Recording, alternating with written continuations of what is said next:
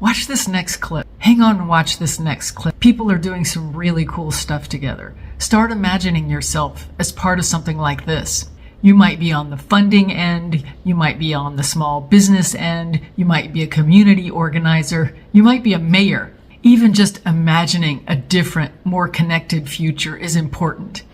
Maybe more important than any of us realize. Did you hear the story about the developer who, instead of renting out one of his largest spaces to a dollar store chain, created room for 60 thriving small businesses instead? If you spent any time around here, you probably have heard other stories about him. It's Monty Anderson, one of the co-founders of Neighborhood Evolution. And this particular story takes place in DeSoto, a middle-class black suburb of Dallas, Texas. It all started when Monty bought a big box store, not unlike the one I'm standing in front of right here. The main difference being, instead of a grocery store, he had an empty Ace Hardware. The mayor came up to Monty and said, please don't rent it out to a dollar store. DeSoto was a place with primarily women-owned and minority-owned small businesses with no real options for entry points. The mayor pointed out that those chains funnel money out of the community up to corporate instead of lifting up local people with livable wages. Monty told her that the dollar store was literally the only person inquiring about this space, but he really did want to do something that would help the community.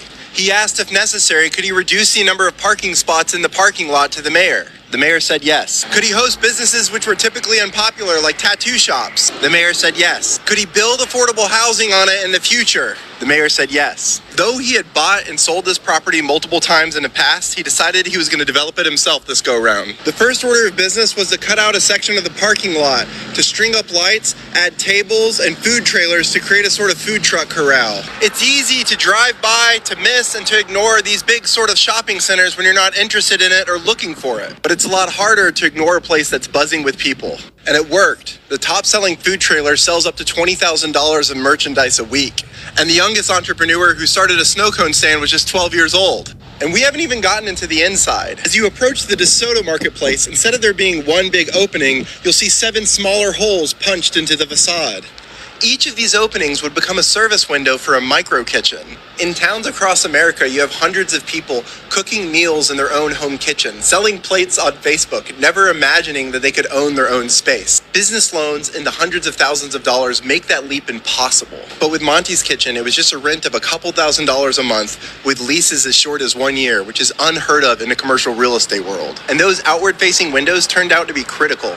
This project all started in 2018, and then COVID hit. Across Dallas, restaurant properties went dark, but those 7 kitchens were never laid on rent, in part because they were both deeply affordable and set up for takeout. And inside the shopping center, we see something different again.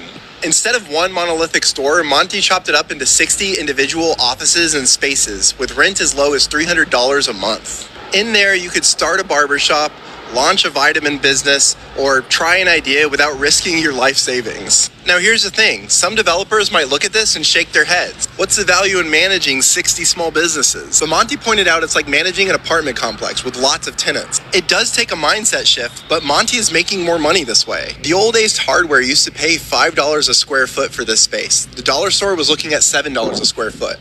Right now, with all those small businesses, Monty makes around $25 a square foot. The community is thriving. Instead of one big box store, dozens of small businesses are taking root. Hundreds of businesses have come and some have gone. They've either outgrown the space and rent out somewhere else. Maybe they decided that business wasn't for them and they didn't lose their shirt over it. It's been 7 years and it's no longer an experiment. It's thriving and succeeding, and it's in its first rounds of renovations. Housing is still on the horizon, and one of the original tenants might actually buy the space and become the owner of it. This is what is meant by town making and by incremental development, focusing on the local economy. You can create spaces where everybody, the community, the entrepreneur, the developer, they all win.